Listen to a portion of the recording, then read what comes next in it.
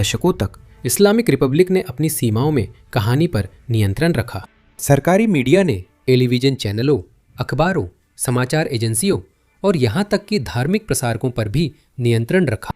इसका मतलब है कि इस्लामिक रिपब्लिक पूरी तरह नियंत्रित कर रही थी कि ईरानियों को कौन सी जानकारी मिल रही है और कैसे।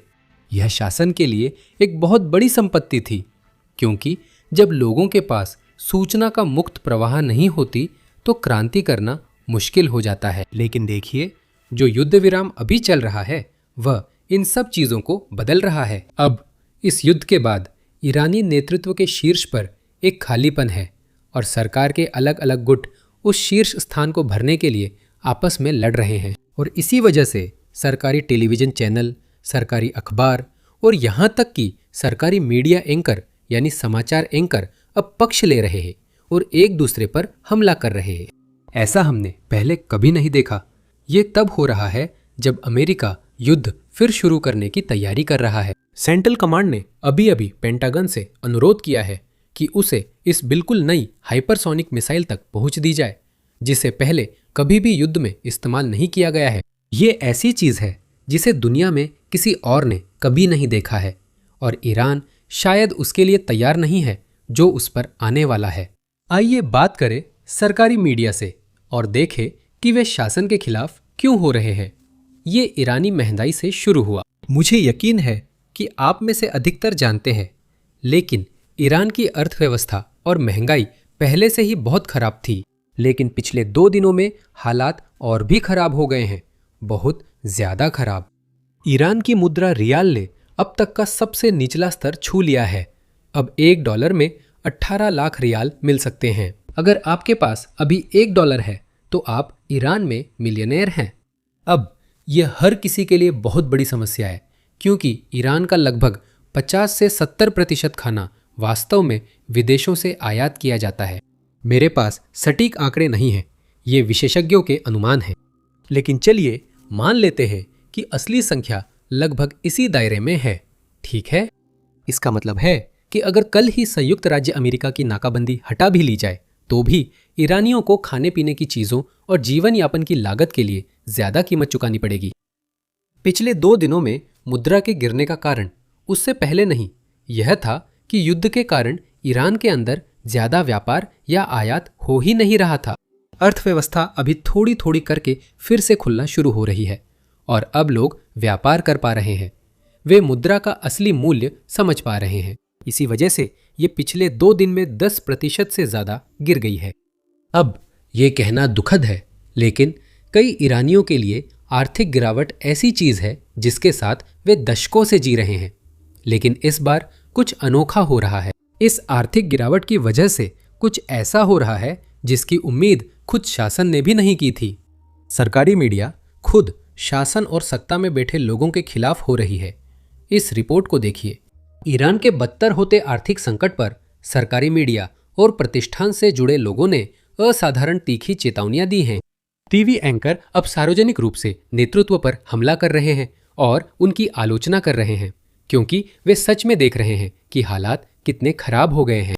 मैं आपको कुछ आंकड़े देता हूं ताकि आप समझें। जब मैं कहता हूं कि $1 1.8 मिलियन रियाल है तो हमें समझ नहीं आता, क्योंकि ईरानी लोग डॉलर में नहीं सोचते। वे सोचते हैं कि वे कितना कमाते हैं और जिंदा रहने के लिए कितना खर्च करते हैं। सारे आंकड़े साझा करने से पहले फिर बता दूं कि ईरानी सरकार पारदर्शिता के लिए मशहूर नहीं है।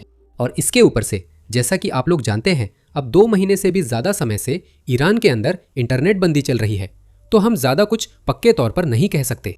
हम सिर्फ ईरान से मिली जानकारी साझा कर सकते हैं। तो इन सब बातों के आधार पर इस साल ईरान में मीडियन मासिक आय लगभग 200 मिलियन रियाल है। अब यह स्पष्ट करना ज़रूरी है उन लोगों के लिए जो शायद भ्रमित हो सकते हैं, क्योंकि मैंने देखा है कि लोग ऑनलाइन यह गलती करते हैं। मीडियन का मतलब ठीक 50% होता है, तो ईरान के अंदर आधे लोग इससे कम कमा रहे हैं और आधे लोग इससे ज़्यादा कमा रहे हैं। ये औसत नहीं है, क्योंकि औसत में कुछ समस्याएं होती हैं। जैसे मान लीजिए कोई अरबपति है तो वो औसत को बदल सकता है, भले ही वो सिर्फ एक व्यक्ति ही बहुत ज़्यादा कमा रहा हो। मीडियन बेहतर मापदंड है। मीडियन आय वाला व्यक्ति करीब 20 करोड़ रियाल प्रति माह कमाता है। अब देखते हैं उसके कौन कौन से खर्चे हैं।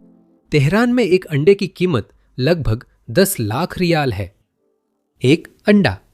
एक बर्गर की कीमत लगभग 50 लाख रियाल है। हम अभी ट्रांसपोर्टेशन लागत या मान लीजिए अपार्टमेंट या घर में रहने की लागत की बात भी नहीं कर रहे हैं। ये सिर्फ खाने की बात हो रही है। और हालात इतने खराब हो गए हैं कि कई ईरानी, बल्कि अधिकांश ईरानी, हर महीने खुद और अपने परिवार का पेट भरने के लिए भी पर्याप्त नहीं जुटा पा रहे हैं। मैं सभी को उन प्रदर्शनों की याद दिलाना चाहता हूं जिनकी जनवरी में हमने गहराई से कवरेज की थी। असल में वे प्रदर्शन शुरू में एक आर्थिक विरोध के रूप में शुरू हुए थे। लोग सरकार द्वारा रियाल की अवमूल्यन के खिलाफ बहुत नाराज थे।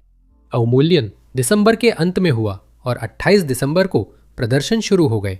लोगों को खबर मिलते ही कुछ दिनों में प्रदर्शन शुरू हो गए। अब हर कोई इतना नाराज क्यों था? उसका कारण यह है कि अवमूल्यन से फायदा उठाने वाले लोग वही हैं जो तेल उद्योग में हैं। तो मूल रूप से IRGC के सदस्य और खास तौर पर IRGC के नेता। लेकिन बाकी सभी ईरानी अवमूल्यन की वजह से परेशान होते हैं। जैसा कि हमने पहले चर्चा की थी, ईरान का अधिकांश खाना विदेशों से आता है। जब सरकार रियाल का अवमूल्यन करती है तो सभी को खाने के लिए ज्यादा पैसे देने पड़ते हैं। लेकिन इसके अलावा ईरानी समाज का एक बड़ा हिस्सा बाजारी है, यानी व्यापारी। वे लोग सामान, इलेक्ट्रॉनिक्स और जो भी आप सोच सकते हैं विदेशों से खरीदते हैं और फिर ईरान में व्यापारी के रूप में बेचते हैं और इसी तरह अपनी रोजी रोटी कमाते हैं। जब मुद्रा का अवमूल्यन होता है तो इसका मतलब है कि उन्हें विदेशों से जो भी सामान खरीदना है उसके लिए ज्यादा पैसे देने पड़ते हैं और इसका मतलब है कि ईरान के अंदर उनके मुनाफे का मार्जिन कम हो जाता है। इसी वजह से ईरानी समाज के लाखों लोग भ्रष्टाचार और सरकार के अवमूल्यन के खिलाफ सड़कों पर उतरकर विरोध करने लगे। जल्द ही ये विरोध प्रदर्शन शासन परिवर्तन के नारों में बदल गए और यही वजह है कि सरकार ने अपनी सत्ता बनाए रखने के लिए लगभग 10,000 से 40,000 ईरानी प्रदर्शनकारियों को मार डाला। कई लोग भूल जाते हैं कि विरोध भले ही इस्लामी गणराज्य की बर्बरता से खत्म हुए, लेकिन आर्थिक समस्याएं बनी रहीं। वे समस्याएं हमेशा थीं और लोग उनसे जूझते रहे। अब ये समस्याएं और बढ़ गई हैं। इसी कारण ईरानी सरकारी मीडिया भी सरकार की आलोचना कर रही है। यहाँ चीज़ें और दिलचस्प हो जाती हैं क्योंकि सरकारी मीडिया सिर्फ शासन ही नहीं बल्कि एक दूसरे की भी आलोचना कर रही है। एक लड़ाई अब सार्वजनिक हो गई है जिसमें सरकारी एजेंसियां एक दूसरे पर हमला और पलटवार कर रही हैं। अब ये शारीरिक झगड़ों में बदल गया है। लोग न्यूज़ स्टेशनों और कर्मचारियों पर हमला कर रहे हैं, इमारतों पर धावा बोल रहे हैं और अफरा तफरी मचा रहे हैं। अब इससे पहले कि हम उस पर आएं, मैं सभी को यह याद दिलाना चाहता हूं कि यूरोप के देशों में और यहाँ संयुक्त राज्य अमेरिका में ईरानी स्लीपर सेल्स सक्रिय है, जो सोशल मीडिया का इस्तेमाल अनजान लोगों की भर्ती कर ईरानी शासन के लिए आपराधिक और आतंकी गतिविधियां कराते हैं। ये स्लीपर सेल्स अलग अलग सोशल मीडिया प्लेटफॉर्म्स पर बड़े पैमाने पर ऑपरेशन चलाते हैं। यहाँ तक कि यूट्यूब पर भी वे नियमित रूप से किसी भी ऐसी चीज को डाउनवोट करते हैं जो शासन की आलोचना करती है और जाहिर है कि जो भी इस्लामिक शासन के पक्ष में है उसे प्रमोट करते हैं। तो इसी वजह से अगर आप लोग बस एक सेकंड निकालकर नीचे दिए गए लाइक और सब्सक्राइब बटन को दबाकर हमारी मदद कर सके तो वाकई में इससे फर्क पड़ता है इन बॉट्स के खिलाफ लड़ाई में जो यहाँ सक्रिय है। अब देखें कि ईरानी सरकारी मीडिया आपस में कैसे भिड़ रही है। देखिए, जैसा कि हमने पहले भी बताया है, ईरानी सरकार के अंदर अलग अलग गुट बन रहे हैं। इसी तरह अलग अलग सरकारी मीडिया कंपनियां विभिन्न गुटों का समर्थन करती हैं और अब एक दूसरे पर हमला कर रही हैं और ये लड़ाई अब ट्विटर पर आ गई है। ये कंपनियां अब ट्विटर का इस्तेमाल करके ईरान के अंदर काम करने वाली दूसरी कंपनी पर हमला कर रही हैं। तो ये हैं वे दो कंपनियां जिनके बारे में हम बात कर रहे हैं। एक है तस्नीम न्यूज़ और दूसरी है राजा न्यूज़। दोनों ईरानी सरकार के अधीन हैं, लेकिन तस्नीम न्यूज़ वार्ताकारों का समर्थन करती है, जैसे विदेश मंत्री जो अमेरिका से बातचीत के पक्ष में हैं। फिर हमारे पास राजा न्यूज़ है जिसे कट्टरपंथी समर्थित करते हैं, जो बातचीत नहीं चाहते और पूरी ताकत से उसे दोबारा शुरू नहीं होने देते। वे ज्यादातर कट्टर IRGC सदस्यों के साथ जुड़े हुए हैं। हाल ही में तस्नीम न्यूज ने एक लेख छापा जिसमें कुछ कट्टरपंथियों और उनकी मांगों का मजाक उड़ाया गया, जिससे विवाद शुरू हो गया। लेख में कहा गया कि उन्हें खुद नहीं पता वे किस बारे में बात कर रहे हैं। इसी समय राजा न्यूज ने पलटवार किया क्योंकि वे खुश नहीं थे। उन्हें एहसास हुआ कि तस्नीम उस विचारधारा पर हमला कर रहा है जिसमें वे विश्वास करते हैं, और फिर उन्होंने तस्नीम न्यूज पर पलटवार करना शुरू कर दिया। यही वो समय था जब स्थिति थोड़ी नियंत्रण से बाहर हो गई, क्योंकि बहुत सारे राजा न्यूज के समर्थक या पाठक तस्नीम के मुख्यालय, उस इमारत में जहां स्टाफ मौजूद है, पहुंच गए और उन्होंने इमारत पर हमला करना और उसे नुकसान पहुंचाना शुरू कर दिया। अब ये तकरार अभी भी जारी है। तस्नीम न्यूज संपादकीय लिख रहा है, राजा न्यूज पर हमला कर रहा है, और राजा न्यूज भी संपादकीय लिख रहा है, तस्नीम न्यूज पर हमला कर रहा है। अब वे एक दूसरे के विचारों पर हमला भी नहीं कर रहे हैं, वे सचमुच एक दूसरे पर ही हमला कर रहे हैं। वे एक दूसरे को खुलेआम ललकार रहे हैं, संस्थापकों पर निशाना साध रहे हैं, लेखकों पर हमला कर रहे हैं और इसी तरह की हरकतें कर रहे हैं। लेकिन ईरान के लिए दुर्भाग्य की बात है कि यह सब हर कोई देख सकता है। तो यह उस धारणा को तोड़ रहा है जिसे पश्चिम के कुछ लोग मानते थे कि ईरान की सरकार इस युद्ध के कारण एकजुट हो गई थी, जबकि असलियत में ऐसा नहीं है। हर जगह दरारें हैं, सरकार में दरारें हैं, नेतृत्व में दरारें हैं, और निश्चित रूप से अब हम देख सकते हैं कि लोगों में भी दरारें हैं, उस मीडिया ढांचे में भी दरारें हैं जिसे सरकार ने बनाया है। ये वही है जिसके बारे में राष्ट्रपति ट्रंप ने कल प्रेस कॉन्फ्रेंस में चांद पर गए अंतरिक्ष यात्रियों से मुलाकात के दौरान बात की थी। उनके बयान को सुनिए। और उनकी अर्थव्यवस्था गिर रही है, जैसा कि आप जानते हैं। उनकी मुद्रा की बात करें तो उनकी मुद्रा का कोई नाम नहीं है, उनकी मुद्रा बेकार हो गई है। उनके यहाँ ऐसी महंगाई है जो पहले कभी नहीं देखी गई। इसके अलावा मुझे लगता है कि वे काफ़ी अच्छा कर रहे हैं। अगर आप न्यूयॉर्क टाइम्स पढ़ें तो आप कहेंगे कि वे बहुत अच्छा कर रहे हैं क्योंकि वो फेक न्यूज़ है। या अगर आप CNN देखें, मेरा मतलब है आप तो इसे हमेशा कवर करते हैं, क्या आपको लगता है कि वे अच्छा कर रहे हैं? क्या आपको लगता है कि वे अच्छा कर रहे हैं जहाँ उनके पास कोई नौसेना नहीं है, कोई वायुसेना नहीं है, कोई विमान भेदी तंत्र नहीं है, सिवाय इसके जो उन्होंने वहाँ रखा हो? संभव है युद्ध विराम में उन्होंने हल्का सामान लाया हो और हमें उसकी जगह पता है, इसलिए वो पहले 15 मिनट में नष्ट हो जाएगा। फिर उन्होंने बातचीत के बारे में भी कुछ कहा, कैसे ईरान ने बहुत सारी रियायतें दी है, लेकिन वे अभी भी पर्याप्त नहीं है। वे बिल्कुल वही नहीं है जो संयुक्त राज्य अमेरिका चाहता है। अब भी कुछ रियायतें हैं जो ईरानी नहीं देना चाहते।